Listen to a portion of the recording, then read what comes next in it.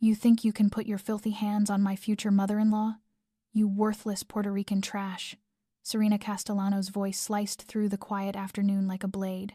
Isla Navarro, only 27, but carrying the composure of someone who had survived far worse, was crouched low, her arms wrapped protectively around the frail frame of Rosa Moretti.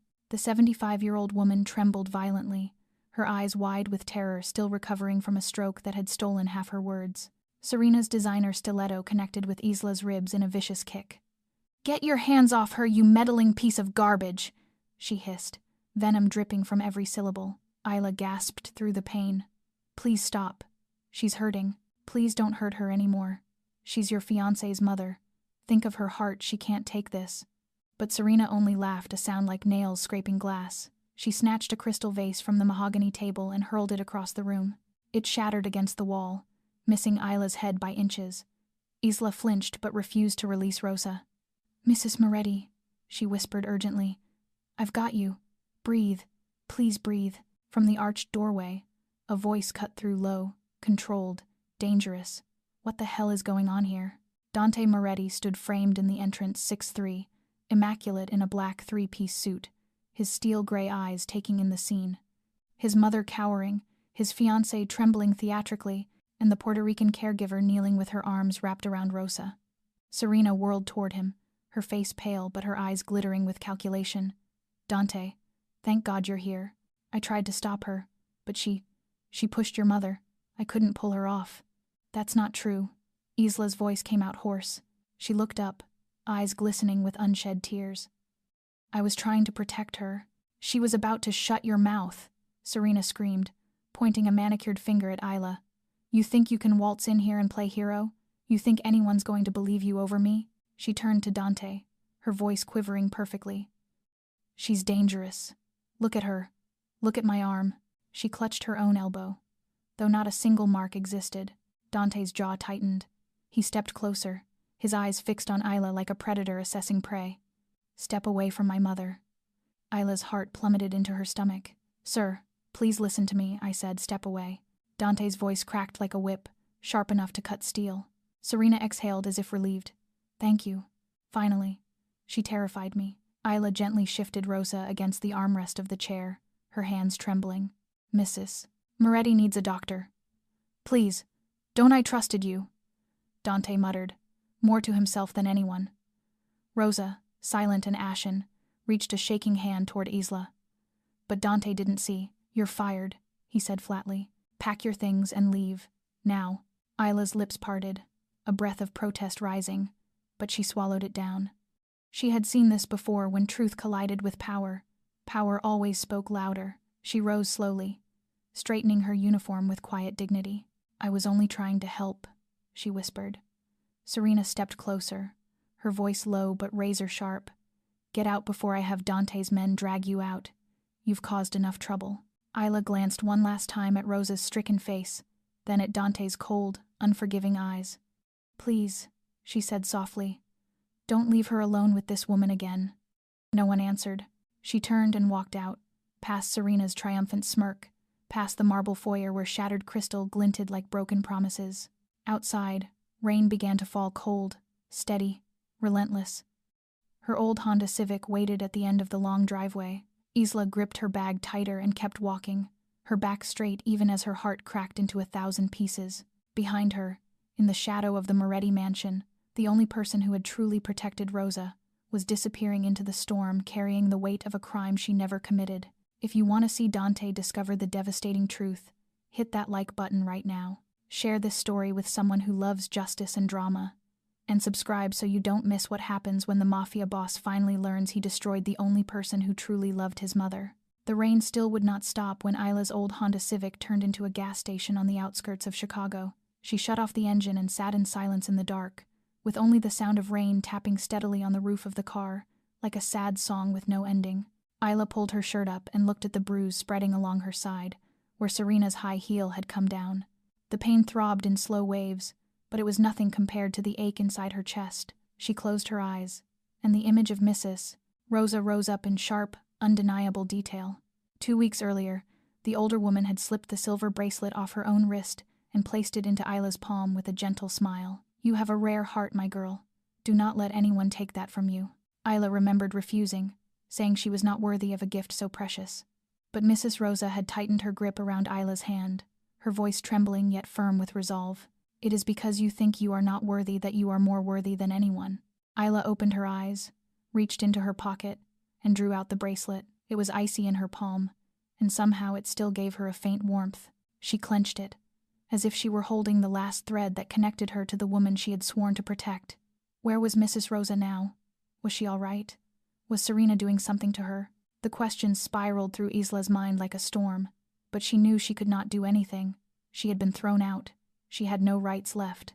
Isla took out her phone and scrolled through a contact list that was almost empty. She had only one friend, Carmen, her roommate back in nursing school.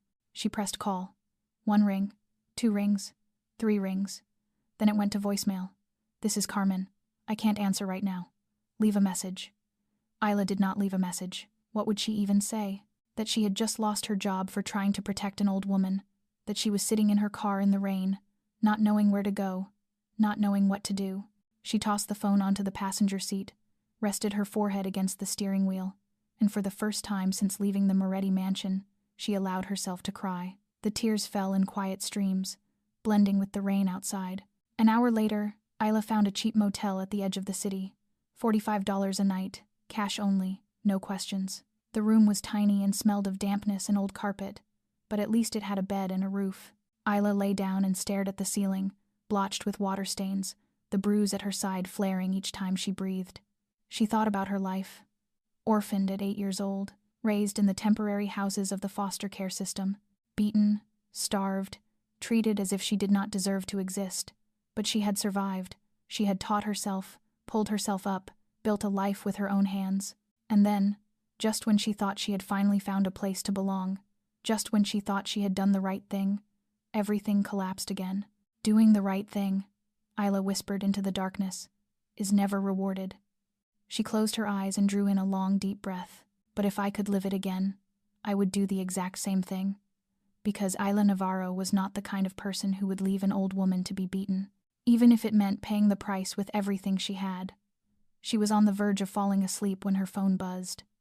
Isla opened her eyes and reached for it.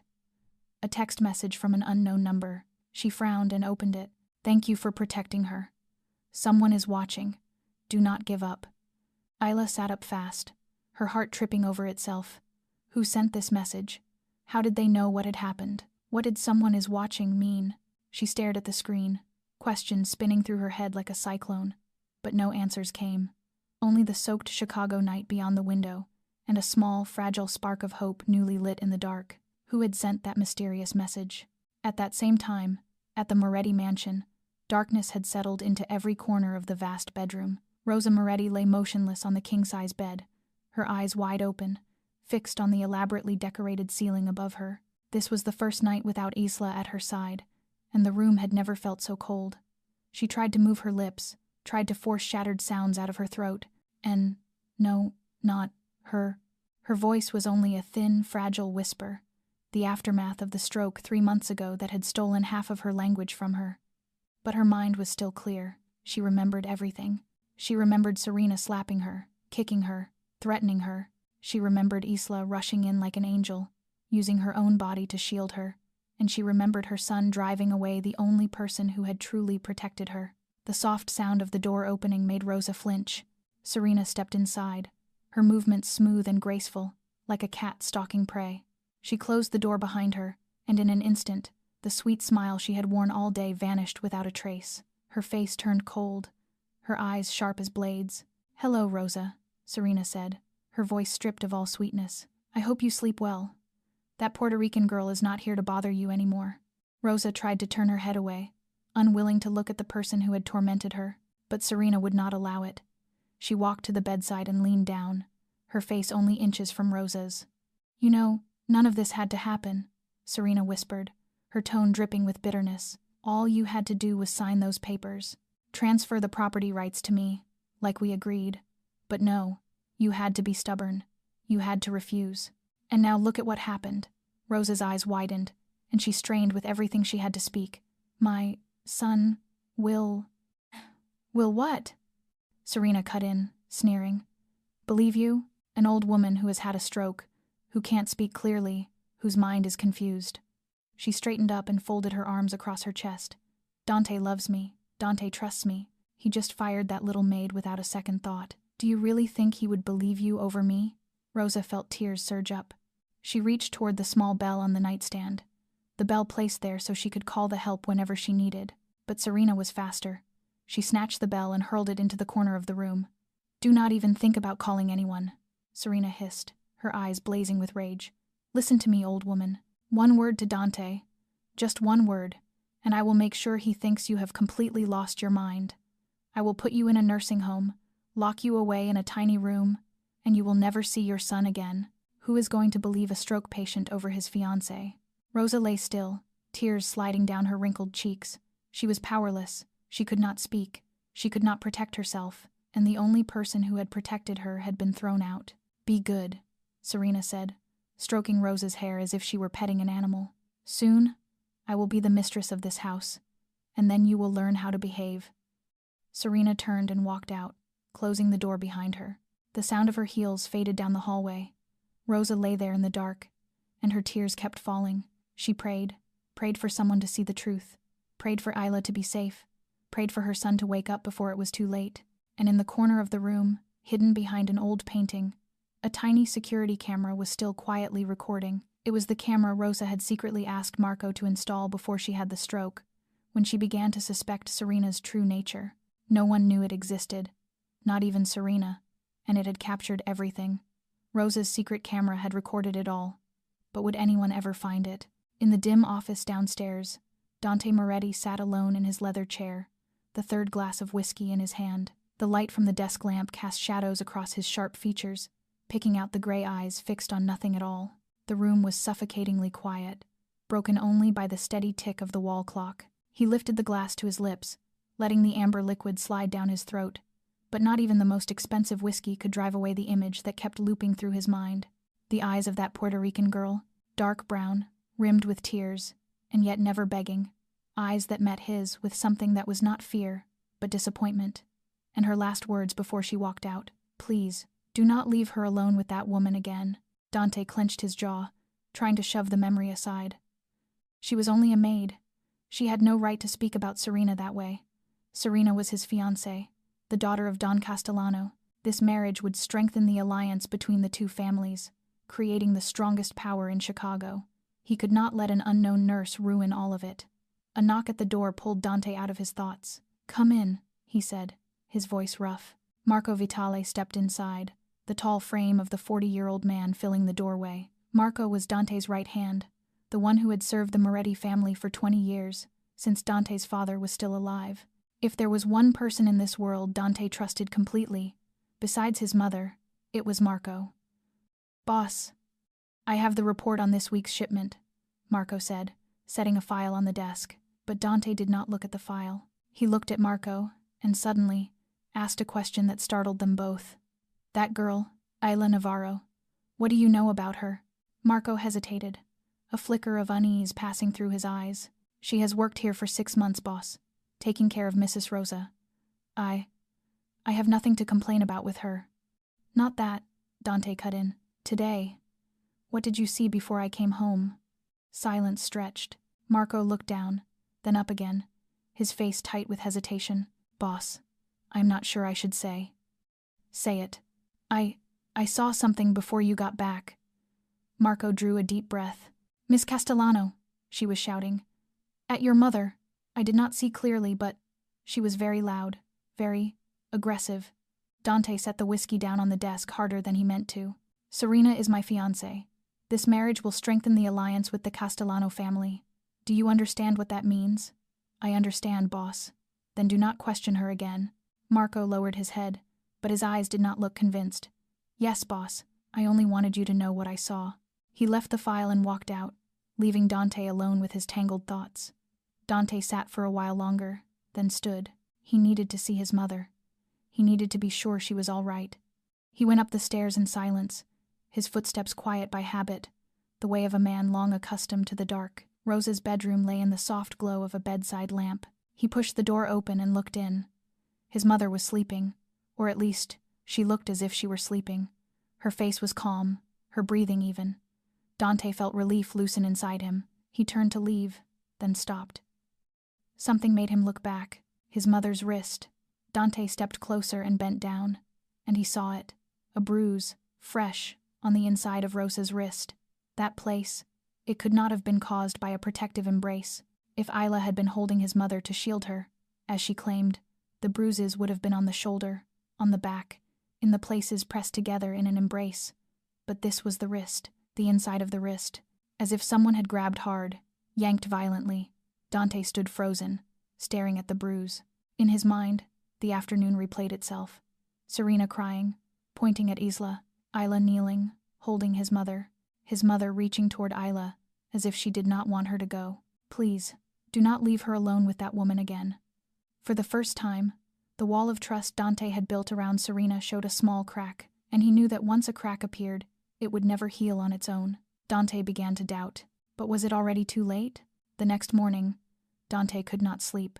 The image of the bruise on his mother's wrist haunted him all night, twisting in his mind like a question with no answer. He sat in his office while the sky was still dark, waiting.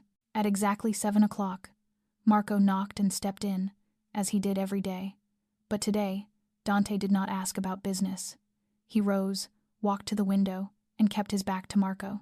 "I need you to do something," Dante said, his voice low and unhurried. "Find out everything about Isla Navarro. Her background, her family, her past, her previous work, everything." Marco nodded without asking why, but Dante was not finished. "And watch Serena, secretly. I want to know what she does, who she meets, who she talks to when I am not with her." This time Marco could not hide his surprise. "Boss, do you suspect her?" Dante turned, his gray eyes cold as steel. "I suspect everyone. That is why I am still alive." Marco understood. In the Mafia world, blind trust was the shortest road to death. He lowered his head and left, beginning his new assignment. At the same time, upstairs, Serena stood in the bathroom with the door locked tight, her phone pressed to her ear. Her voice was tense, almost a hiss through her teeth. That old woman almost ruined everything. If that Puerto Rican girl had not been thrown out, our plan would have been finished. The person on the other end said something, and Serena's face tightened. I know, but you have to understand, she still will not sign those papers. I need her to sign before the wedding. If not, once I become Mrs. Moretti, everything will be much more complicated." She paused, listening, then nodded even though the other person could not see her. "Let me handle it. I have hired a new nurse. She will know how to deal with it." Serena ended the call, looked into the mirror, and smiled a smile as cold as glass. Just as Serena said, the new nurse arrived. Bethany was a middle-aged woman, her face as hard as money, not a hint of warmth in her eyes. She had been hired personally by Serena, and from the first moment, the way she treated Rosa made it clear she was not a caregiver, but a guard. "Eat," Bethany snapped, shoving the food tray toward Rosa. "I do not have all day." Rosa turned her face away, lips pressed tight. She refused to eat, refused to take her medicine, refused to cooperate with this unfamiliar woman. Inside her, there was only one name, the name she had tried to form all night long, Isla. Where was the girl now? Was she safe? Why had her son driven away the only person who truly loved her? At noon, Dante passed by his mother's room. He stopped when he saw Serena sitting at Rosa's bedside, holding her hand, her voice sweet as honey. "Mother, I am sorry about yesterday. I was so frightened that I overreacted. I promise I will take very good care of you. You are my future mother-in-law, after all." Dante stood in the doorway, watching. Serena looked up, met his eyes, and offered the gentlest smile she could manage. She stood, stepped out, and kissed Dante lightly on the cheek. "I am trying to make Mother feel more comfortable," she said, her voice full of concern. "I know she does not like me, but I will not give up." Dante nodded, saying nothing. Serena smiled, then walked down the hallway, her heels tapping out a steady rhythm. He watched her go, then looked back into his mother's room. Rosa lay there with her eyes shut, as if she were sleeping. Dante let out a slow breath and turned to leave, and that was when he heard it. A small sound, thin and weak, yet heartbreakingly clear. "Is-la." Dante froze. He spun back, staring into the room. His mother was still lying there, her eyes still closed, but her lips were moving, struggling to shape the sound. La. It was the first word Rosa had managed to say since the stroke 3 months ago, and the name she called was not Dante, not Serena. It was Isla, the girl he had driven away. Dante's heart felt like it was being crushed in a fist. Why? Why was the first word his mother fought to speak the name of the person he had accused? Why was she not calling him, but calling her? The questions tore through Dante like a storm, and the seed of doubt he had planted the night before was beginning to sprout. Rosa had finally found her voice, and she was calling the name of the woman Dante had thrown out. 3 days passed. 3 days of Dante watching Serena from a distance, tracking every gesture, every glance, every word that left her mouth. 3 days of him going up to his mother's room each night, watching her sleep, watching the bruise on her wrist slowly shift from purple to yellow. 3 days of him waiting for Marco to finish the assignment. And today, Marco came. The loyal man stepped into Dante's office, a thick file in his hand. He set it on the desk without a word, and simply stood there, waiting. Dante looked at the file, then at Marco. "Is this everything?" Marco nodded. "Everything I could find about Isla Navarro, boss. And a few other things I think you should know." Dante opened the file and began to read. Isla Navarro, born in 1997 in the Bronx, New York. Mother, Maria Navarro, Puerto Rican, worked cleaning houses. Father unknown. And then the next line made Dante stop. Maria Navarro died in 2005. Cause, traumatic brain injury due to domestic violence. Perpetrator, Richard Cole, stepfather. Isla Navarro, 8 years old at the time, was the only witness. Dante felt his throat tighten, as if the air had turned thick and heavy. He kept reading. After her mother's death, Isla was placed into the foster care system. The child lived with 7 different families over the next 10 years. In the records of one of those homes, there was a note about Isla being disciplined excessively, a gentle phrase for abuse. But the girl did not break. Isla studied on her own at night, worked part-time during the day. At 18, she aged out of foster care and began an independent life. At 22, she earned her nursing degree. And from there, she began working at the Street Mary nursing home. Dante turned to the next page. Isla's work record at Street Mary's over 5 years. Not a single complaint. Not one negative report. Instead, there were 8 letters of praise from patients' families. One particular note made Dante slow down and read it again, more carefully. In 2022, the family of a patient who passed away offered Isla $10,000 to thank her for caring for their mother in her final days. Isla refused. She said she did not do this job for money, but because she did not want anyone to be alone the way her mother once was. Dante closed the file and sat in silence for a long time. $10,000. For an orphaned girl, raised in poverty and violence, $10,000 was a fortune, but she refused, because she had principles, because she had a heart. Marco spoke, breaking the stillness. "She is clean, boss. Cleaner than anyone I have ever investigated. Not a single dark mark in her past. Just a girl trying to live decently, even though life was never decent to her." Dante said nothing. He only stared at the wall, his thoughts spinning. Marco placed another sheet of paper on the desk. "And this is the information on Miss Castellano. As you requested." Dante picked it up. It was much thinner than Isla's file, but what it contained felt heavier. Over the past 2 years, Serena had fired 3 maids from her household. One of them claimed Serena had hit her, but there was not enough evidence to take it to court. The Castellano family paid a large amount of money to keep that person quiet. There were also rumors about Serena treating badly the people she considered inferior to her, but no one dared to say it out loud, afraid of the Castellano family's power. Dante set the paper down, both hands tightening into fists. He had trusted a woman with a history of striking servants, and he had thrown out a woman who had devoted her life to caring for others. He had chosen wrong, completely wrong. "Where is she?" Dante asked, his voice rough. "Isla, where is she now?" Marco looked at him, a faint sense of relief flickering in his eyes. "Street Mary nursing home, boss. She went back to her old job." Dante stood, walked to the window, and looked out at Chicago's gray sky. He needed to find Isla. He needed to know the truth. But first, he needed proof.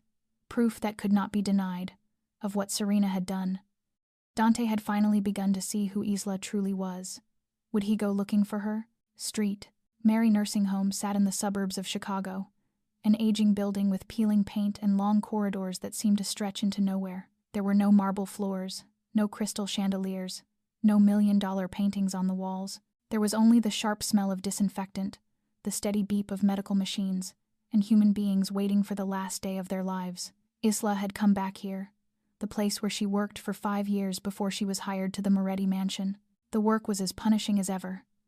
12-hour shifts, pay not even $20 an hour, and as many as 15 patients to care for each day.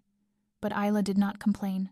She never had. That afternoon, Isla sat beside the bed of Margaret, an 80-year-old woman with white silver hair and pale blue eyes clouded by age. Margaret had Alzheimer's. She barely remembered anything, not even her own grandchildren, but she liked having her hair brushed, and she liked listening to Isla sing.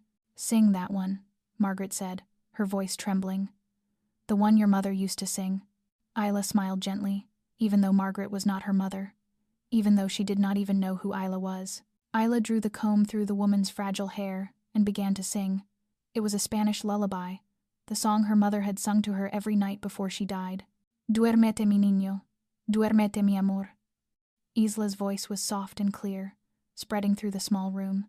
Margaret closed her eyes, a peaceful smile on her lips, and in that moment, Isla did not see Margaret anymore. She saw Rosa, Mrs. Rosa with her kind eyes, her warm smile, the silver bracelet she had given Isla. Mrs. Rosa, the woman Isla had sworn to protect, only to be forced to abandon.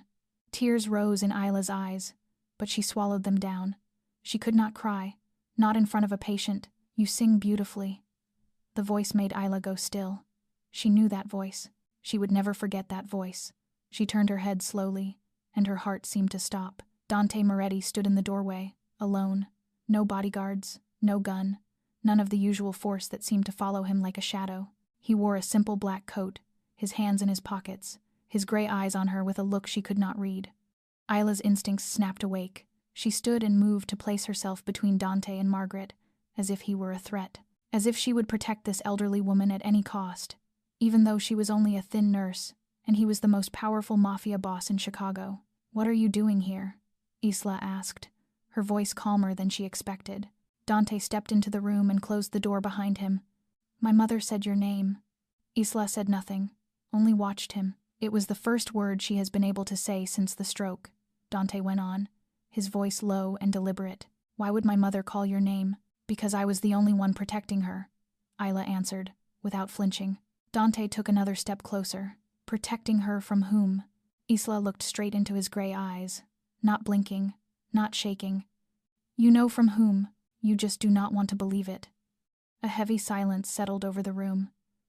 Dante did not speak, but his jaw was clenched, the muscles in his face tight and rigid. He was fighting with himself. Isla could see that. "Tell me," Dante said at last, his tone almost an order. "Tell me what happened that day." And Isla told him. She told him about hearing the screaming from Rosa's room. She told him what she saw when she opened the door. Serena slapping Rosa's face, screaming at her, forcing her to sign a stack of papers. She told him how Serena kicked Rosa to the floor when she refused, and she told him how she had thrown herself in, using her own body as a shield, taking the kicks, the slaps, the insults Serena hurled at her. She wanted Mrs. Rosa to sign papers transferring the property, Isla said, her voice trembling slightly with anger as the memories returned. Mrs. Rosa refused, and Serena punished her for it, right in front of me. Dante stood as still as stone. Not a single muscle in his face moved, but his eyes, those cold gray eyes, were full of a brewing storm. "If you are lying to me," Dante said slowly, each word measured as if he were holding himself back, "I will make sure you never work anywhere again." Isla did not step back. She met his gaze, dark brown eyes lit with pride and integrity. "And if I am telling the truth, then what?" Dante did not answer. He only stood there, looking at her for a long moment, then turned and walked out of the room. The door shut behind him. Isla watched him leave and realized something. Dante's footsteps as he went sounded far heavier than they had when he arrived.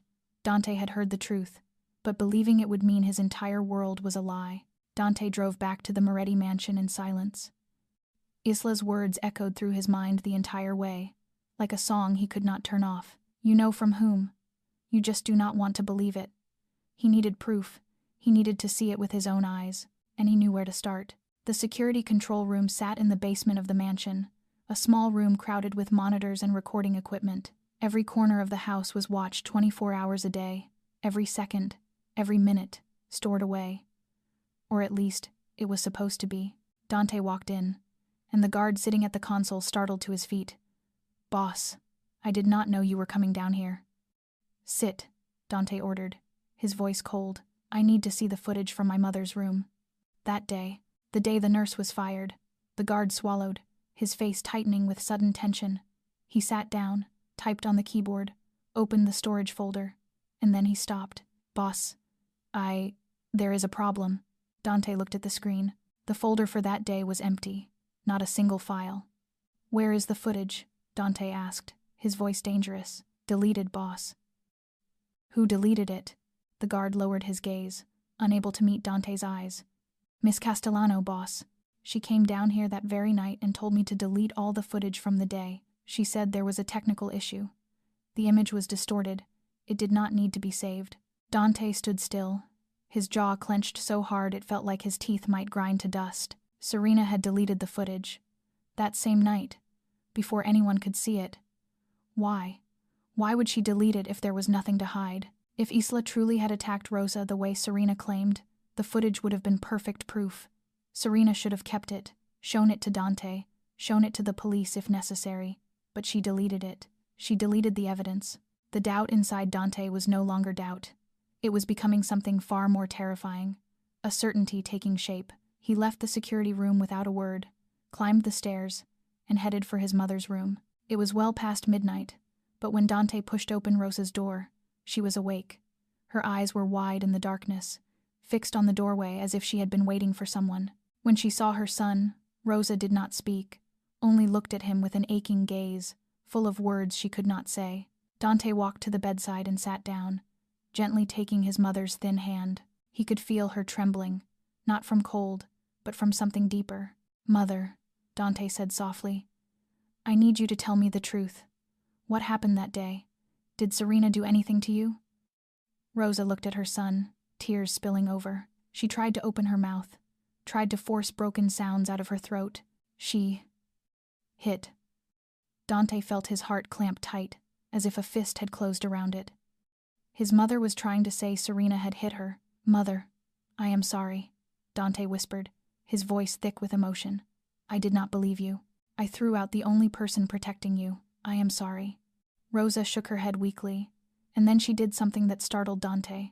She lifted her hand and pointed toward the corner of the room, behind the old painting on the wall. Dante frowned, not understanding, but Rosa kept pointing, her eyes steady with insistence. He stood, crossed to the corner, and lifted the painting away. And he saw it, a tiny camera, hidden so cleverly no one could have found it unless they already knew it was there. Dante turned back to his mother, eyes wide. "Mother, you installed this." Rosa nodded slowly, a faint smile flickering across her lips. She had known. She had suspected Serena for a long time, even before the stroke, and she had prepared. Dante called Marco. In less than 15 minutes, Marco was there. He removed the camera, connected it to a laptop, and found the file from that day. "Yes, boss," Marco said, his voice trembling slightly with excitement. "It is here. It is all here." Dante sat down, staring at the black screen. Marco handed him a small USB drive containing the footage. Dante took it and realized his hand was shaking. This was the moment of truth. This was the moment he would know whether he had been right or wrong. This was the moment he would see the real face of the woman he intended to marry. "Play it," Dante ordered, his voice rough. Marco pressed the button. The screen lit up. The secret camera had captured everything, and Dante was about to see the horrific truth. The screen lit up, and hell opened in front of Dante. The image from the hidden camera was sharp down to every detail. Rosa's bedroom, afternoon light spilling through the window, and Serena Castellano standing in the middle of the room, her face twisted with rage. Nothing like the gentle, sweet woman Dante thought he knew. "Sign here, you senile old hag." Serena's voice in the video rang out, sharp as a blade. "Sign, or I will turn your life into hell." Rosa sat on the bed, shaking her head weakly, her lips moving as she tried to say something, but no sound came. She was fighting back, refusing. Even though her body was frail, and her voice had been stolen by the stroke. And then Serena slapped her. Serena's hand swung up and crashed down across Rosa's cheek with terrifying force. The 75-year-old woman's head snapped to the side, a cry of pain tearing out of her throat. Dante felt his blood boil, but the video kept going, and it grew worse. "Who do you think you are?"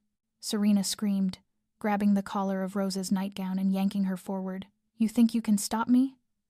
I am going to be the mistress of this house, and you will die in some rotten nursing home that no one even remembers." She shoved Rosa. The old, weakened woman fell to the floor, the sound of impact sharp enough to hurt. Serena laughed, standing over her like a victor over the defeated. And then the door flew open. Isla ran in, her eyes wide with horror at what she saw. She did not hesitate, did not think. She rushed straight to Rosa, dropped to her knees, and used her own body to shield her.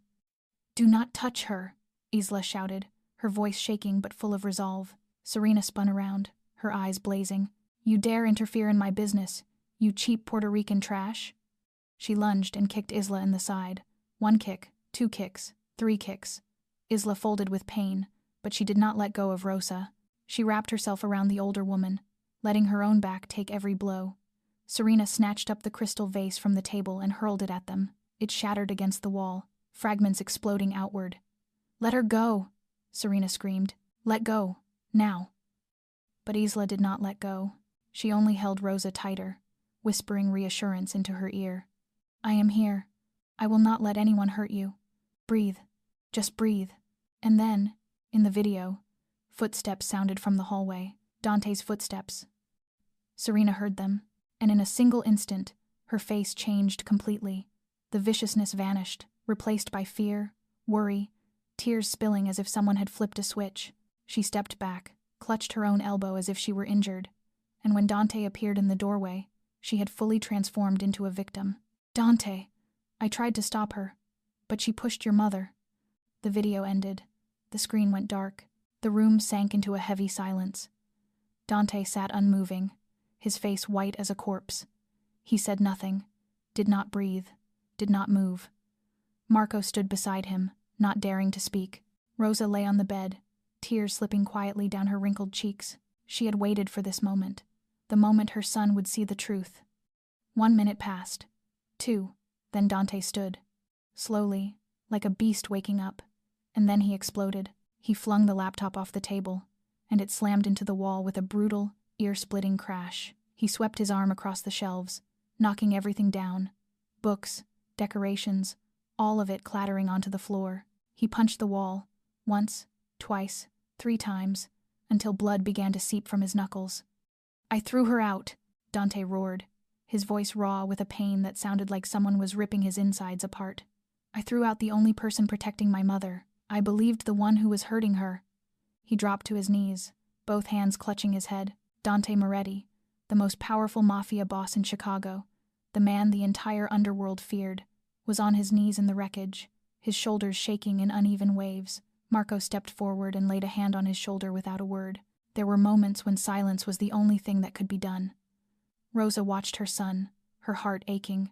She wanted to reach out, wanted to hold him, wanted to say she forgave him, but she knew Dante needed this moment. He needed to face his mistake before he could fix it. At last, Dante rose. He drew in a deep breath, dragged a hand down his face, and when he turned to Marco, the gray in his eyes was no longer pain. It was cold, dangerous, the look of a Mafia boss about to deliver judgment. "Prepare for tomorrow night," Dante said, his calmness frightening. "Arrange a dinner. Invite Don Castellano and his family. Tell them it is a party to announce the wedding date." Marco nodded, understanding. "And contact Father Antonio. I need him there as a witness." "Yes, boss." Dante looked toward his mother, his eyes softening for a heartbeat. "I will fix everything, Mother. I swear." Rosa nodded, a faint smile on her lips. For the first time in weeks, she saw hope. Dante finally knew it all, and the Mafia boss was about to carry out his judgment. The following night, the Moretti mansion blazed with light, as if it were welcoming a grand celebration. The main dining room had been dressed in lavish splendor with red roses, shimmering white candles, and the most precious silver dinner service the family owned. Servants moved in a hurry, the private chef preparing the most expensive traditional Italian dishes. Everything was perfect. Perfect in a way that felt frightening. Serena Castellano came down the staircase in a brilliant red dress that hugged her body, showcasing every seductive curve. She had spent the entire day at the spa, getting her hair done, her makeup perfected, preparing for the moment she believed would be the most glorious night of her life. The night Dante would announce the wedding date in front of both families. The night she would officially become the future Mrs. Moretti. "You look stunning," Dante said as she reached him, his tone as calm as ever. Serena beamed and kissed his cheek. "Of course. This is our special night." She did not notice that Dante's eyes on her were colder than usual. She was too busy admiring the splendor around her to realize she was walking into a trap. The guests arrived one by one. Don Castellano, Serena's father, a 60-year-old man with salt and pepper hair and the sharp eyes of a seasoned Mafia boss. Beside him was Vincent, Serena's brother, a 35-year-old man with a cold, quiet presence. They entered the mansion with the posture of honored guests, unaware they were stepping into a trial. "Dante, you have gone all out," Don Castellano said, gripping Dante's hand in a firm shake. "I am guessing this is a special occasion." "Very special," Dante replied, a smile that did not reach his eyes. "I have something important to share with everyone." Serena linked her arm through her father's and led him into the dining room, laughing and speaking brightly. She was at the peak of happiness, and she did not know it was the last moment of that happiness. Rosa was brought down in a wheelchair, Bethany pushing her into the dining room. But tonight, there was something different in the old woman's eyes. No fear, no despair. Instead, her gaze glittered as she looked at her son, as if she knew something the others did not. Serena glanced at Rosa, her lips curving into a practiced, false smile. "Mother, you look better. I hope you will enjoy dinner tonight." Rosa did not answer, only looked at Serena with a gaze that, if Serena had been smart enough, she would have recognized as the gaze of someone who already knew the ending. And then another guest appeared. Father Antonio, the elderly priest from the church the Moretti family had been tied to for generations. He walked into the dining room in his traditional black robe, his face kind yet stern. Serena frowned in surprise. "Father Antonio? I did not know you were invited."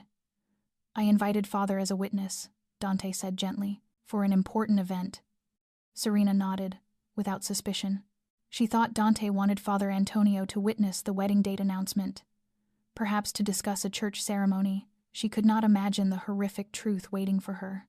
Dinner began. The appetizers were served. Wine was poured into full glasses. Everyone talked and laughed, the atmosphere seeming warm and cheerful. Serena spoke without stopping about wedding plans, about the bridal gown she had ordered from Paris, about the endless guest list, about the grand ceremony she had dreamed of. "I want it at St. Patrick's," Serena said, her eyes shining. "It is the most beautiful church in Chicago, and the reception will be at the Peninsula Hotel. I have already put down a deposit." She turned to Dante, waiting for his agreement, but Dante said nothing. Throughout the meal, he barely opened his mouth. He only sat there, gray eyes never leaving Serena, watching every movement, every expression. That gaze was cold, distant, as if he were looking at a stranger. Don Castellano noticed Dante's unusual silence. He set his wineglass down and studied his future son-in-law with curiosity. "You have been quiet all night, Dante. Is something on your mind?" Dante placed his napkin on the table, slowly, deliberately. Then he stood. Every eye in the room turned toward him.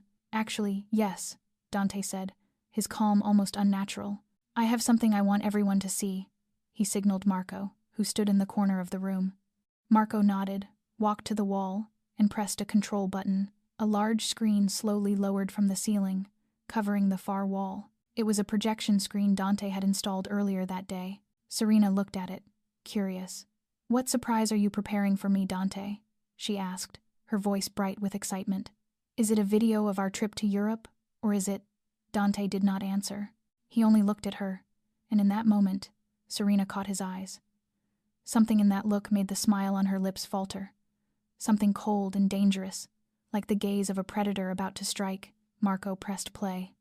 The large screen lit up, and Serena's smile froze as she realized it was not a sentimental montage. It was footage from Rosa's bedroom. The trap had been set. Serena was about to face her judgment in front of everyone.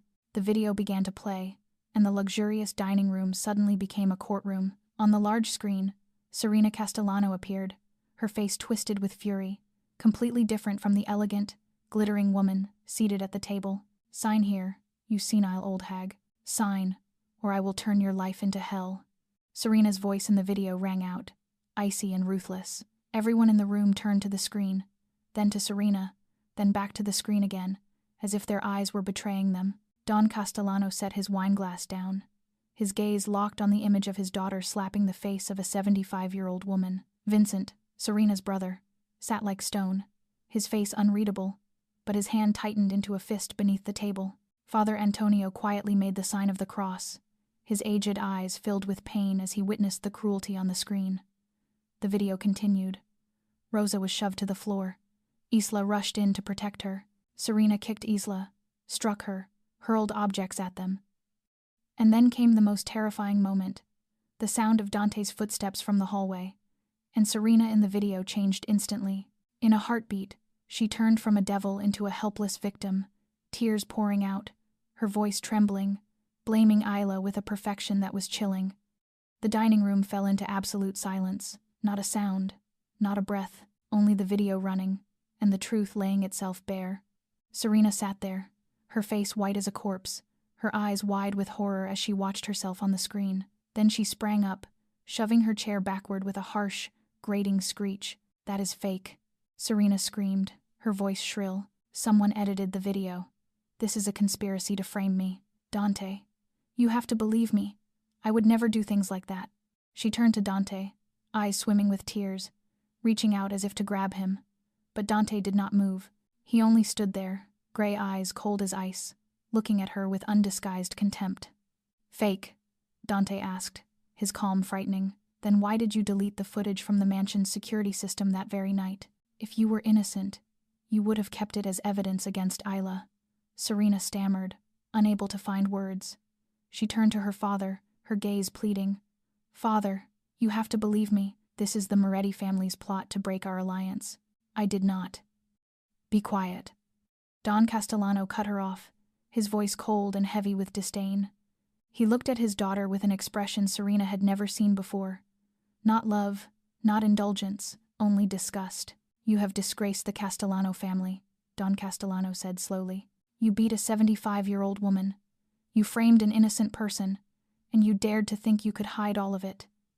Serena shook her head, tears spilling, but no one believed those tears anymore. They had seen her cry on the screen. They knew she could turn it on like a switch. And then, from the other side of the table, a weak but unmistakably clear voice rose. "It is all true." Everyone turned to Rosa. The old woman sat in her wheelchair, back straight, eyes bright, and for the first time since the stroke, she spoke a complete sentence. "She hit me. Isla protected me. It is all true." Serena looked at Rosa, then at Dante, then at her father. She realized there was no escape. The perfect mask she had worn for so many years shattered into 1,000 pieces, and with nothing left to lose, her true nature showed itself. "You can't do this to me," Serena screamed, her voice no longer sweet, but wild with madness. "You can't. The alliance between the two families. Father will not allow it. Father will. I told you to be quiet," Don Castellano roared. "You no longer have the right to speak in the name of the Castellano family." Serena stood there trembling, eyes bloodshot, breathing fast and shallow. She looked around the room, searching for an ally, someone to stand on her side, but there was no one. Even her brother turned his face away, as if he could not bear to look at her. Dante walked toward Serena, each step heavy as the beat of a fatal drum. He stopped in front of her and looked down with the kind of gaze she had only ever seen him give to enemies. "The engagement ends here," Dante said, his voice cold as ice. "You will leave Chicago tonight. If I ever see your face again, I will not be this polite." Serena stumbled back one step, then another. Her eyes darted around the room like an animal trapped with nowhere to run. Then her gaze stopped on Rosa. The old woman sat there, frail, unguarded, the one who had made everything collapse, the one who had refused to sign those papers, the one who had destroyed Serena's future. What happened next moved so fast no one could react. Serena snatched the silver knife from the dinner table and lunged straight at Rosa with a crazed scream. "If I can't have this family, no one will." Serena had lost everything, and now she was ready to kill. But Dante was faster. The instincts of a Mafia boss, forged through decades in the underworld, fired in a single instant. He lunged forward and stopped Serena before she could get anywhere near Rosa. His hand clamped around her wrist, twisted hard, and the silver knife clattered to the floor. Serena screamed in pain, but Dante did not let go. He stared at her with the look he reserved for traitors, for the people he had ordered dealt with in Chicago's dark alleys. "You think you can lay a hand on my mother?" Dante hissed through his teeth, his voice as dangerous as a snake. "You think you can come here, beat her, and walk away?" Dante's guards appeared as if from nowhere. Two large men grabbed Serena and hauled her away from Dante. She fought, she screamed, but she could not break their grip. "Let me go. Let me go right now!" Serena shrieked like a madwoman. Her carefully styled hair was now wild, her expensive makeup smeared by tears and sweat. She was no longer the proud Castellano princess. She was only a frantic, raging woman, being dragged out like a criminal. "You will regret this, Dante Moretti," Serena screamed back as they pulled her out of the dining room. "I will destroy everything you love. I will make you pay. Do you hear me? You will regret it." Her screams echoed down the hallway, then faded, then vanished as the door closed. The dining room sank into a heavy silence. Don Castellano sat motionless, his face like stone, but Dante could see humiliation burning in his eyes. He was one of the most powerful bosses in Chicago, and his daughter had just performed a mad, disgraceful spectacle in front of everyone. Slowly, Don Castellano stood. He stepped up to Dante and did something no one expected. He bowed his head.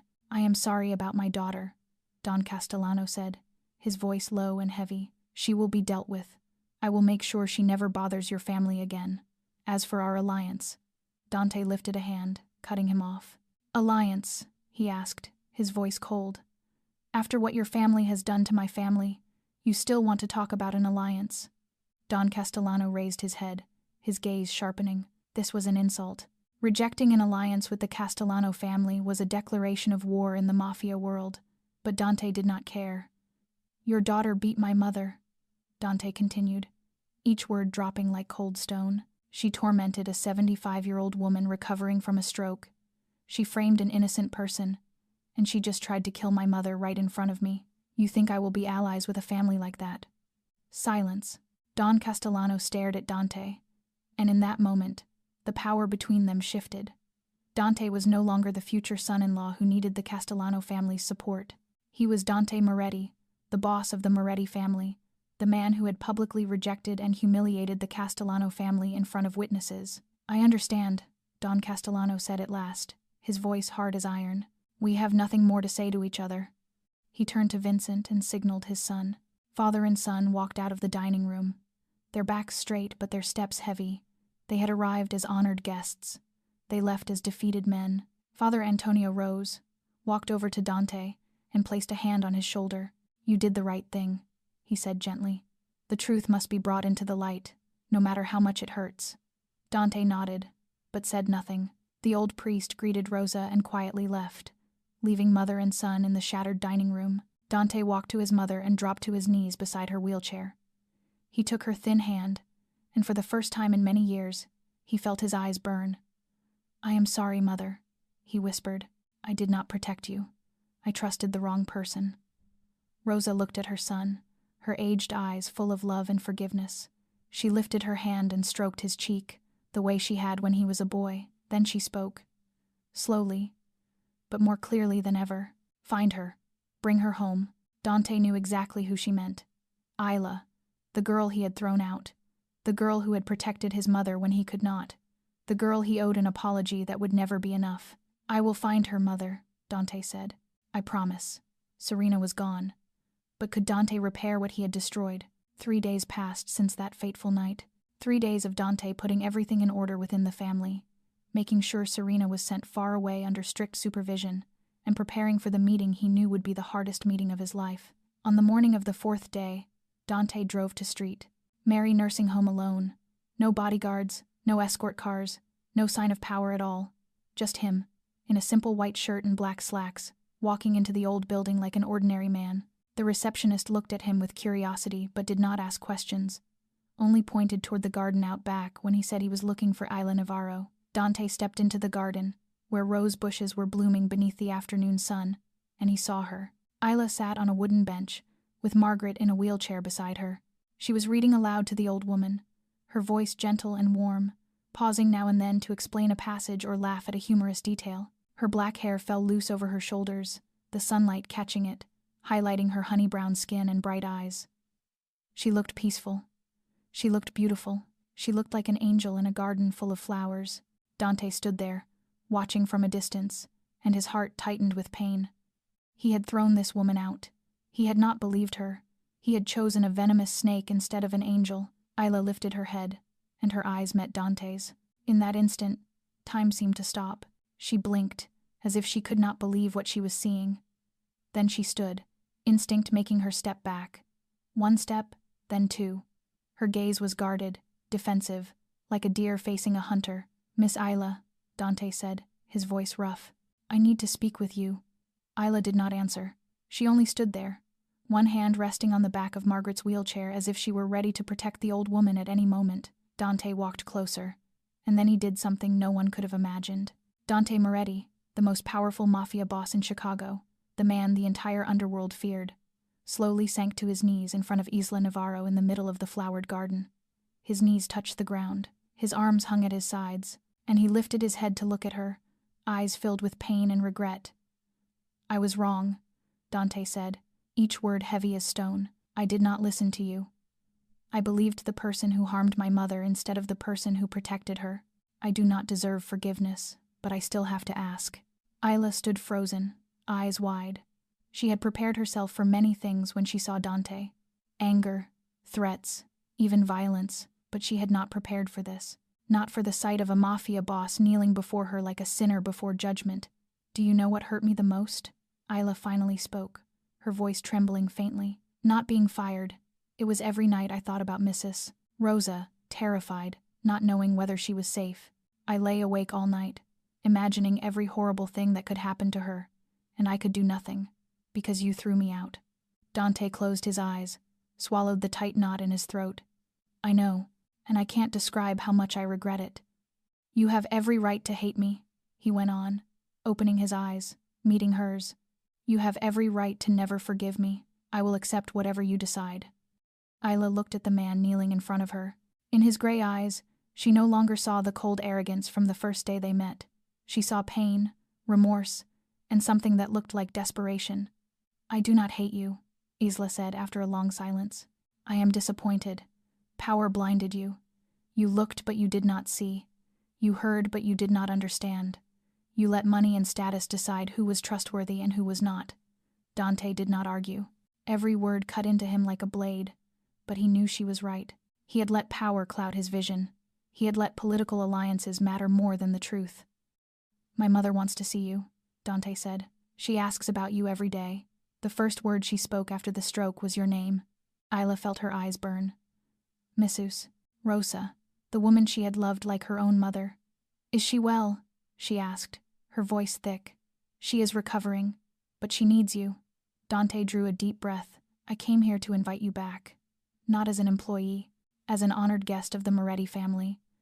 You will have your own room, everything you need. And if one day you want to leave, I will not stop you." Isla looked at him, then looked toward Margaret, dozing in her wheelchair. The old woman was like Rosa, lonely and in need of care. But Rosa was different. She was the first person who had seen Isla's worth when no one else had. "I will come back," Isla said at last. Dante lifted his head, hope flashing through his eyes. "But not because of you," Isla continued, her tone firm. "Because of Mrs. Rosa." Dante nodded and slowly stood. For the first time, something in his gaze was different. Not power, not control, only the purest gratitude. "Thank you," he said, and those two words carried more weight than any speech. The mafia boss had knelt before a nurse, and she had agreed to return. The next day, Dante's car pulled up to the gate of the Moretti mansion, and Isla stepped out with a small bag over her shoulder. She stood there for a moment, looking up at the grand estate she had been thrown out of less than 2 weeks ago. The last time she left, the rain had poured down in sheets, and her heart had shattered. This time, the late afternoon sun poured gold over everything, and inside her was a strange feeling she could not name. The front doors opened, and Marco Vitale came out to greet her. Dante's right hand stopped in front of Isla, then did something that surprised her. He bowed his head, a gesture of respect usually reserved for honored guests, not for a servant. "Welcome back, Miss Navarro," Marco said, his voice sincere. "We owe you an apology. I owe you an apology. I saw something that day, but I did not speak loudly enough. I let you take the blame." Isla looked at Marco, then gave a small nod. "You tried. I know you did." They stepped inside, and Isla realized the mansion had changed. The air was no longer tense and suffocating the way it had been before. Light spilled in through the tall glass windows, fresh flowers sat in crystal vases, and the servants moved with faces that looked more at ease, as if a dark cloud had been lifted from this house. Dante walked behind them, keeping his distance, saying nothing. He no longer moved with the arrogance of a master. He walked like a man trying to make amends, careful and humble. They reached Rosa's room. The door opened, and Isla saw Rosa sitting on the bed, her eyes fixed on the doorway as if she had been waiting for this moment for days. When Rosa saw Isla, the old woman's eyes lit up as if someone had just struck a match in the dark. Her lips trembled, tears spilled over, and she reached both hands forward. "My girl, you came back," Rosa said, her voice broken, yet overflowing with love. Isla could not hold herself together anymore. She ran to the bedside, dropped to her knees, and wrapped her arms around Rosa. The old woman held her tightly and would not let go, as if she feared that if she released her, Isla would disappear again. "I am sorry," Isla whispered, tears streaming down her cheeks. "I am sorry I was not here. I am sorry I left you alone." Rosa shook her head, her hand stroking Isla's hair the way a mother soothes her child. "Not your fault. Never your fault." Dante stood in the doorway, watching the scene. His face was complicated, full of guilt and regret. He had nearly made his mother lose the person she loved most. He had nearly destroyed everything because of his own blindness. After Rosa calmed down, Marco led Isla to her room, not the small room in the servants' wing like before. This was a spacious guest room on the second floor, near Rosa's room, with large windows overlooking the garden, a king-size bed, and a private bathroom. "This is your room from now on," Marco said. "The boss asked us to prepare everything you need. If you need anything else, just tell me." Isla looked around the room, feeling unsettled. She was not used to being treated this way. She was a nurse, a caregiver, not an honored guest. But she understood this was Dante's way of trying to make amends. "Thank you," she said softly. That evening, as Isla was arranging her things, her phone buzzed. A message from a familiar number, the same number that had sent her the mysterious text on the night she was fired. "I am glad you came back. Rosa needs you. Father Antonio." Isla stared at the message, and suddenly everything became clear. Father Antonio, the elderly priest Rosa trusted completely. He had known the truth from the beginning. He had sent Isla words of strength when she was at her most desperate. He had been the witness on the night Serena was exposed. Isla smiled and sent back a short reply. "Thank you, Father, for everything." That night, after making sure Rosa had taken her medicine and was resting, Isla stood by the window of her room and looked out at the garden flooded with moonlight. From Rosa's room came the steady sound of peaceful breathing. This was the first good sleep Rosa had had in weeks. No nightmares, no fear, no Serena. "Maybe," Isla whispered to herself. "The storm is finally passing." Isla was home again, but the true journey of healing had only just begun. 2 months passed like a peaceful dream. The Moretti mansion, a place that had once held so many dark secrets and so much pain, now overflowed with laughter and light. Every morning, Isla woke early, prepared a light breakfast for Rosa, then helped her through physical therapy in the garden. They began with small steps, Rosa gripping Isla's hand, her legs trembling on the grass. Then, slowly, day by day, she grew stronger. From needing to lean completely on Isla, she had come to walk with a cane. From broken, hard-to-understand sounds, she had come to speak full sentences, even if they were still slow, and most importantly, her smile had returned. There was no longer fear hiding behind her eyes, no more sleepless nights from nightmares. Rosa was coming back to life, and Isla was the one who had brought life back to her. Dante changed too. He began staying home more, handing most of the family's work over to Marco. Late-night meetings, secret trips, tense phone calls became fewer and fewer. Instead, he spent time with his mother, sitting in her room for hours, reading aloud to her, or simply being there beside her. But Marco noticed something else. Whenever Dante sat in Rosa's room, his gaze did not stop with his mother. It often followed Isla, watching the way she gently brushed Rosa's hair, the way she patiently repeated a word again and again to help her practice speaking, the way she laughed when Rosa told a funny story from the past. Dante grew curious about her. He wanted to know what she read on late nights. He wanted to know what food she liked. He wanted to know what she dreamed of when she closed her eyes. But he did not ask. He only watched, quietly, like a man trying to solve a mystery he was afraid to touch. Their conversations began with short, cautious lines. "Do you need anything? How is my mother today?" Then, little by little, they grew longer. They spoke about the weather, about the garden, about the books on the shelves. Isla still kept her distance, but she was no longer cold the way she had been in the beginning. She began to see a different Dante, not the arrogant, icy Mafia boss, a man trying to become a better version of himself. One morning, as Isla stood on the second-floor balcony watching the sunrise, she heard footsteps behind her. She turned and saw Dante standing there with 2 cups of coffee. "I thought you might need this," he said, offering her 1 cup. Isla took it, the warmth spreading through her palm. "Thank you." They stood side by side in silence, watching the sun rise slowly over the horizon, turning the Chicago sky to gold. No one spoke. No one needed to. Only 2 people standing together, sharing a moment of peace in a life full of storms. And that moment, brief as it was, planted a seed in both of them, a seed they had not yet dared to name. That afternoon, when Isla went out to buy medicine for Rosa, the old woman called Dante to her bedside. He sat down, took his mother's hand, and waited. Rosa looked at her son with the clear, knowing eyes of someone who had lived long enough to understand these things. "I see the way you look at her," Rosa said, her voice slow but steady.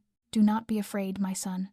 She is worthy of you." Dante was silent, not denying it, because he knew his mother was right, because he could not hide what his heart shouted every time he looked at Isla.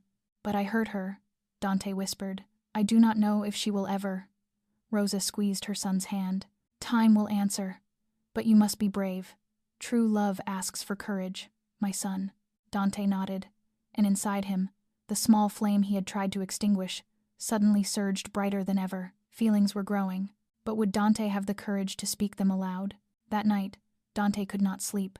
He wandered through the mansion, his footsteps aimless, until they carried him to the window overlooking the garden. Moonlight flooded the world outside, laying a shimmering silver veil over the rose bushes, and in that dim, enchanted light, he saw a figure sitting on the stone bench beneath the magnolia tree.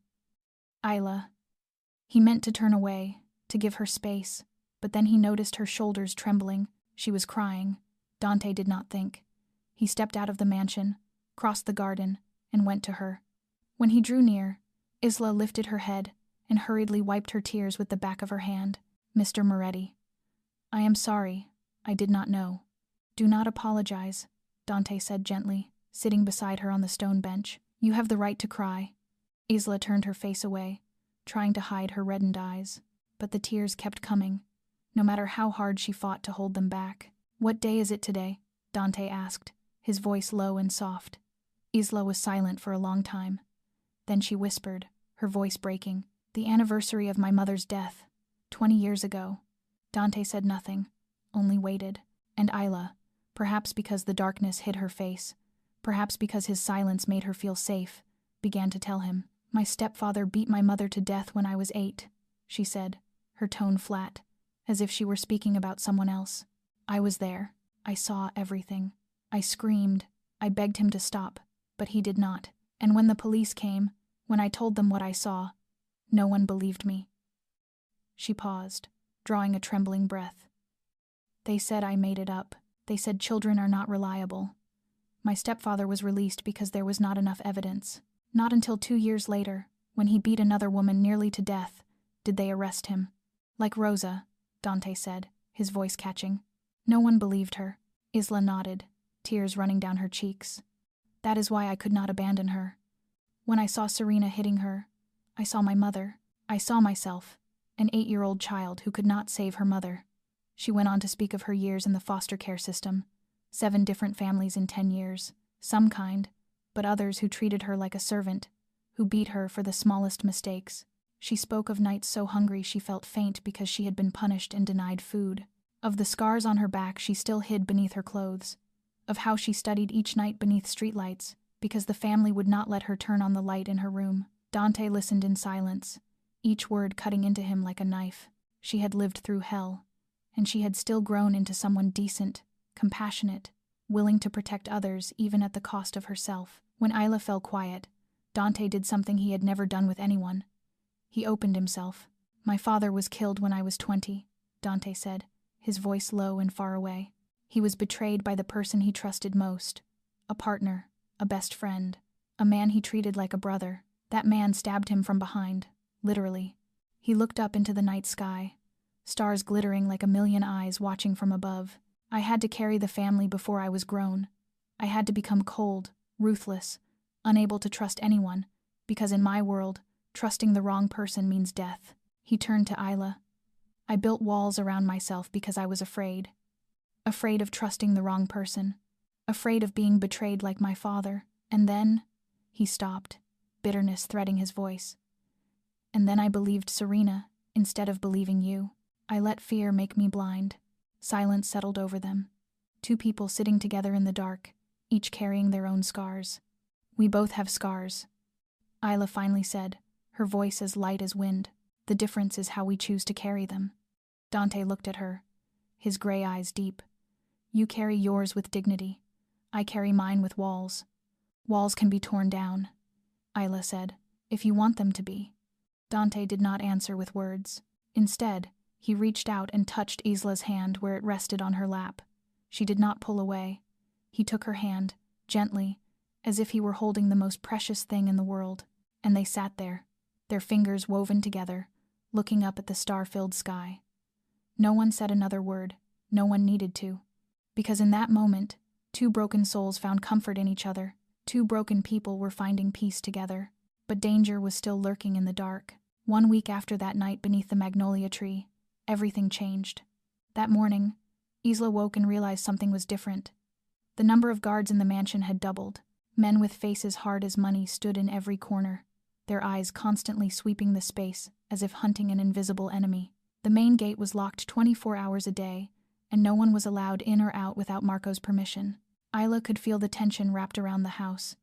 Dante, the man she had begun to see as having a gentleness beneath his cold exterior, suddenly returned to a face like stone and eyes full of worry. He kept holding private meetings with Marco, late-night phone calls that lasted for hours, and every time Isla walked into a room, the conversation stopped instantly.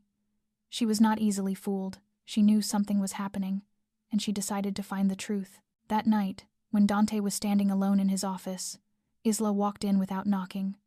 He turned, a flicker of surprise crossing his face before he smoothed it back into calm. "Isla, is something wrong?" "I want to ask you that," Isla replied, her voice firm. "What is happening? Why are there twice as many guards? Why are you so tense? Why does everyone look at me as if I could disappear at any moment?" Dante was silent for a long time.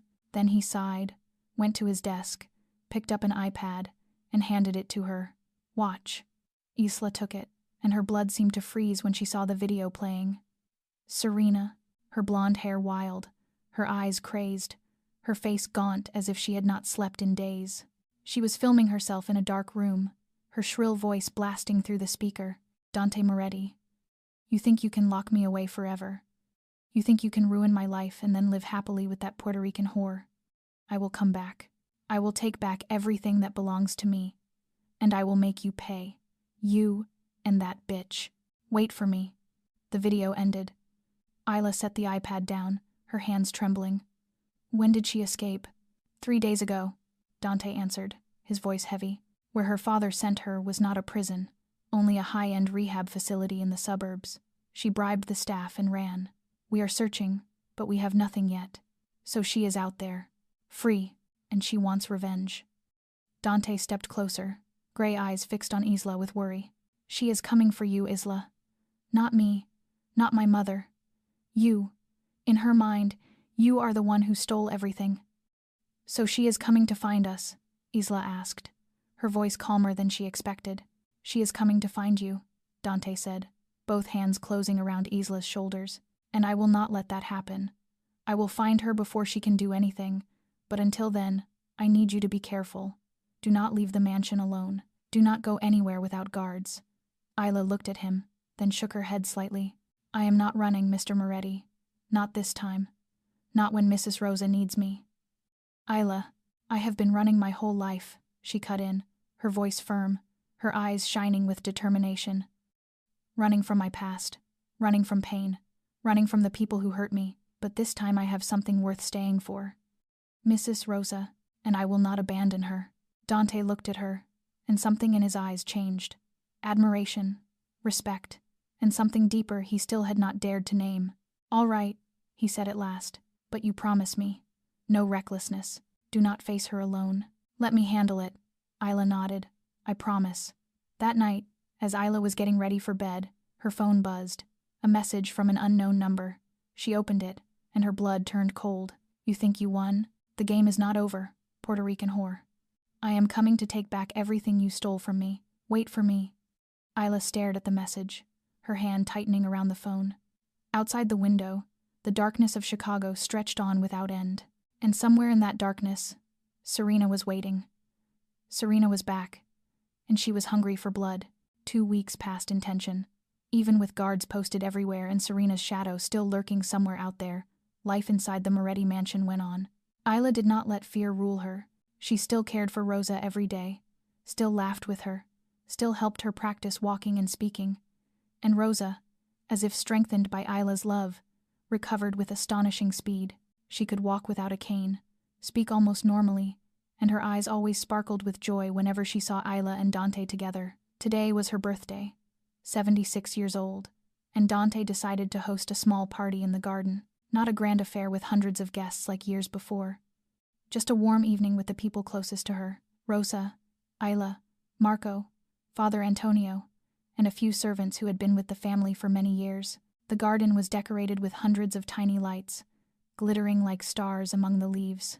Beneath the magnolia tree, where Dante and Isla had held hands for the first time, a round table was set beautifully, with fresh flowers and white candles. Soft classical music drifted from speakers hidden in the shrubs, creating an atmosphere that felt romantic and peaceful. Rosa sat at the center, her face glowing with happiness. She looked at her son standing beside Isla, and her heart filled with joy. This was all she had ever wanted. Not money, not power, only to see her son happy. After dinner, when the birthday cake had been cut and the wishes had been spoken, Dante stood. He walked to Isla and held out his hand. "Would you dance with me?" Isla looked at him, surprised. "I do not know how to waltz." "I will teach you," Dante said, a faint smile touching his mouth. "For my mother. She likes seeing us happy." Isla glanced at Rosa and saw her nodding encouragement, her eyes sparkling with mischief. Isla could not refuse. She placed her hand in Dante's, and he led her into the center of the garden, right beneath the magnolia tree. One of his hands settled at her waist, the other held hers, and they began to move with the music. At first, Isla was stiff, her steps clumsy, but Dante guided her with patient steadiness. Slowly she relaxed, letting him lead her through a gentle dance beneath the shimmering lights. They turned, they stepped, they moved together as if they had danced like this 1,000 times. As the piece neared its end, Dante stopped. He looked into Isla's eyes, gray and deep as an ocean at night. "You saved my mother," he said, his voice low and sincere. "You changed this house. You changed me." Isla shook her head slightly. "I did nothing special. I only did the right thing." Dante lifted his hand and gently brushed a loose strand of hair from her cheek. "In my world, doing the right thing is the most special thing of all." Then, under the glittering lights, beneath the pure white magnolia blossoms, Dante Moretti bent down and kissed Isla Navarro, their first kiss. Soft, tender, like a promise that did not need words. Isla closed her eyes and let the feeling carry her. His mouth was warm, gentle, and in that moment she forgot everything. She forgot the painful past, forgot the threat of Serena, forgot that his world and hers were separated by an ocean of difference. There were only the two of them beneath the magnolia tree, and a kiss that could change everything. From a distance, Rosa watched them, happy tears slipping quietly down her wrinkled cheeks. She lifted a hand to her chest, feeling her heart beating fast. At last, her son had found someone worthy, but no one saw the figure hiding in the darkness beyond the mansion's fence. A woman with wild blonde hair, eyes burning with hatred, Serena Castellano stood there, a phone in her hand, capturing the moment Dante and Isla kissed. Her lips curled into a venomous smile. "All right," she whispered in the dark. "Enjoy it, because this will be the last time you are happy." They had finally kissed, but someone was watching from the shadows. 2 a.m. The Moretti mansion lay sunk in darkness and silence. Isla was sleeping deeply after Rosa's happy birthday night, her lips still warm with the lingering taste of that first kiss. But suddenly, she jolted awake. A strange sound. Somewhere. Footsteps. A soft bump. A muffled groan. Strangled before it could become a scream. The survival instinct sharpened by years of living inside fear snapped on at once. Isla sat up, her heart hammering out of rhythm, listening hard. Something was wrong. She knew it in every cell of her body. She slipped out of bed, opened her door, and stepped into the hallway. What she saw made her blood turn to ice. 2 guards who were supposed to be posted on this floor lay motionless on the ground, a small pool of blood spreading beneath their heads. And at the far end of the hall, 2 dark shapes were moving toward Rosa's room. Isla did not think. She drew a deep breath and screamed with everything she had. "Intruders! Sound the alarm!" Her voice echoed through the mansion, shattering the late-night stillness. The 2 shadows whipped around, and in the moonlight spilling through the windows, Isla saw their faces. 2 unfamiliar men, their faces covered, knives in their hands. They did not hesitate. They charged straight at her. But Isla did not run away. She ran the other way, toward Rosa's door, throwing her body in front of it. "If you want to get in, you will have to step over my corpse." One of the attackers lunged, knife raised high. Isla swung her arm and grabbed the heavy brass lamp base from the table beside the door. She whipped it up and slammed it into his shoulder. He staggered, but the other man was already behind her. Isla turned, lifting the lamp base to block, but she was too slow. The cold blade sliced into her arm, and blood burst out, hot and shocking. She clenched her teeth and took the pain, refusing to drop the weapon. She could not fall. Not now. Not with Rosa behind this door. "Isla!" Dante's roar tore down the hallway. He appeared like a storm, eyes savage, a gun in his hand. Behind him came Marco and 5 more guards, all armed. The attackers turned to face the new threat, but they were out of time. Dante fired, and the bullet tore through the shoulder of one of them. He went down, screaming. The other was subdued by Marco in seconds, his arm wrenched behind his back, his face slammed to the floor. But Dante did not care about them. He ran to Isla, who was braced against the wall, blood streaming from her arm onto the marble tile. Her face was pale, but she was still standing, still gripping the lamp base, still blocking Rosa's door. "Isla, no." Dante dropped to his knees beside her, both arms gathering her up, his face white as a corpse. Call a doctor right now," he shouted, his voice breaking with panic. It was the first time anyone in the Moretti family had seen their boss lose control. Dante Moretti, the cold man whose hand never trembled when he ordered someone killed, was trembling as he held a young woman in his arms, eyes red, voice thick with anguish. Do not leave me. Do you hear me? Do not you dare leave me." Isla lifted her uninjured hand and touched his cheek. "I am fine," she whispered, forcing a smile through the pain. "It is just a scratch. Mrs. Rosa, is she safe?" Dante stared at her, as if he could not believe what he was hearing. She had just been stabbed, blood all over her, and her first question was still about his mother. "Rosa is safe," Marco said behind them. "She is in her room. She is not hurt." Isla exhaled in relief, as if the wound in her arm no longer mattered. Dante held her tighter, his forehead pressing to hers. "You almost died protecting my mother. Again. Are you out of your mind?" "Maybe," Isla said, her voice weak, "but I promised I would not abandon her, remember?" The doctor arrived within 15 minutes and began treating Isla's injury. Fortunately, the cut was not deep enough to be dangerous, only deep enough to need a few stitches. Meanwhile, Marco interrogated the 2 attackers. It did not take long for them to spill the truth. "Serena Castellano hired us," one of them said, his face twisted with pain. "She paid $50,000 for us to kill the old woman and the Puerto Rican girl. She is in an apartment in the city, near the harbor." Dante rose, and his face settled back into the cold mask of a Mafia boss. But behind those gray eyes, fury burned like hell. He walked to Isla, bent down, and kissed her forehead. "Rest. I will be back." Then he turned to Marco, his voice like ice. Find her, right now. Isla had almost lost her life, and now Dante was going hunting for Serena. The shabby apartment sat inside an abandoned building near the Chicago harbor. Dante kicked the rotted door off its hinges and stepped inside. Marco and 4 guards close behind him, and there, in the foul, dim corner of the room, Serena Castellano crouched like an animal driven into a dead end. The golden blonde hair she once wore like a crown was now filthy and tangled. The eyes that used to glitter with calculation had gone feral and wild, and her expensive dress had become crumpled scraps of fabric. When she saw Dante, she sprang up, pressed herself into the corner wall, clawing at the air like someone unhinged. You destroyed everything," Serena shrieked, her voice thin and splintering. "I was supposed to be the queen of this family. I was supposed to have everything. But you took it all from me because of that Puerto Rican whore."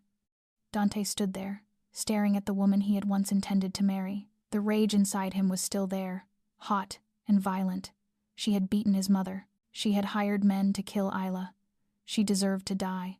In the past, Dante had never hesitated to end traitors, but today, he remembered Isla. He remembered the warm brown of her eyes, remembered the way she spoke about forgiveness, remembered the quiet way she had been changing him day by day. Dante drew his gun, and Serena flinched, certain this was her last breath, but he did not pull the trigger. Instead, he lowered the weapon and spoke, cold and calm. "You will live, but in prison. That is a punishment worse than death." He turned to Marco. "Call the police. Hand her over with all the evidence of abuse and hiring killers." Serena screamed in protest, but no one cared to listen. The police arrived within 20 minutes, cuffed her, and took her away. When the patrol car vanished into the night, Dante watched it go, and for the first time in his life, he felt he had done the right thing, not with violence, but with justice. 1 year later, the Moretti mansion had changed completely. A polished brass sign at the gate bore the elegantly engraved words Rosa's Heart Foundation. This was no longer the headquarters of a mafia family. This was the home of a charity, dedicated to supporting caregivers of the elderly and victims of domestic violence. Isla Navarro, now the foundation's chief executive officer, stood in the office that had once been Dante's study, looking out the window. She had come a long way, from an orphaned girl fired into a rainy night to a woman running an organization that helped hundreds of people every year. Rosa Moretti, now 77 years old, was fully healthy. She walked normally, spoke clearly, and spent most of her time volunteering for the very foundation that carried her name. She often told the story of herself and Isla to those who came seeking help, a reminder that there is always hope, even in the darkest circumstances. And Dante, he had laid down the sword, as he promised. He handed the family's work over entirely to Marco, focusing on legalizing assets and investing in clean fields. He was no longer the feared mafia boss. He was only Dante Moretti, a man trying to become the best version of himself. That spring, a small wedding was held in the garden of the Moretti mansion. There were no hundreds of guests, no press, no display for the elite, only the people they loved most. Fresh flowers and gentle sunlight filtering through the magnolia branches. Isla walked across the grass, hand in hand with Rosa. The older woman led her to the front, where Dante waited in a white suit, gray eyes shining with happiness. Rosa placed Isla's hand into Dante's, then stepped back, tears of joy streaming down her cheeks. Dante held Isla's hand, looked into her eyes, and spoke his vows. "You taught me that true strength is not power, but compassion. You taught me that trust is not weakness, but courage. And you taught me that a man is not measured by what he owns, but by how he treats those who are weaker than he is." Isla smiled, happy tears bright in her eyes. "And you taught me that even the most broken people can change, that the past does not define the future, and that sometimes the worst storms carry us to the most beautiful shores." They exchanged rings, and when their lips met in their first kiss as husband and wife, applause rose across the garden. Rosa cried, Marco cried. Even Father Antonio had to secretly wipe away tears.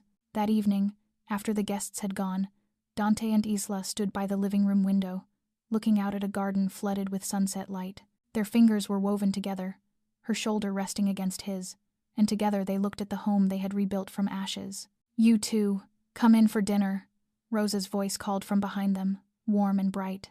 Dante and Isla looked at each other, smiled, and turned back inside, because this was their life now. No more darkness, No more secrets, no more fear, only love, forgiveness, and a family rebuilt from broken pieces. Some storms come to destroy, but some storms come to wash away what no longer belongs to us, leaving behind only what truly matters. The Moretti mansion had survived its storm, and what remained was love, forgiveness, and a family reborn from ashes. This story brings us many precious lessons about life. It is a lesson in courage, in standing up to protect the vulnerable, even at the cost of yourself, as Isla did. It is a lesson in redemption and change, when Dante recognized his mistake and had the courage to repair what he had broken. It is a lesson in resilience, when Rosa never surrendered hope, even in the darkest circumstances. And most importantly, it is a lesson in how love and forgiveness can heal every wound, can change even the coldest hearts. In real life, all of us face storms. They may be betrayal, injustice, or pains we think we can't survive. But remember that, like Isla, we always have a choice. The choice to stand up or to fall. The choice to forgive or to cling to hate. The choice to become a better version of ourselves or to let the past define the future. How do you feel about this story? Have you ever faced a situation where you had to stand up to protect someone even knowing you would have to pay a price? Or have you ever forgiven someone even though they hurt you deeply? Share your story in the comments below. We truly look forward to hearing what you feel from the depths of your heart. If this story touched your heart, please press the like button and share this video with the people you believe also need to hear it. Do not forget to subscribe to our channel and turn on notifications so you do not miss moving stories of love, justice, and redemption every day. Wishing everyone watching this video abundant health, a peaceful life, and happiness. No matter how hard life becomes, remember that after the rain, the sky clears, and kind people like you deserve to receive the very best in return. Goodbye, and see you again in the next video.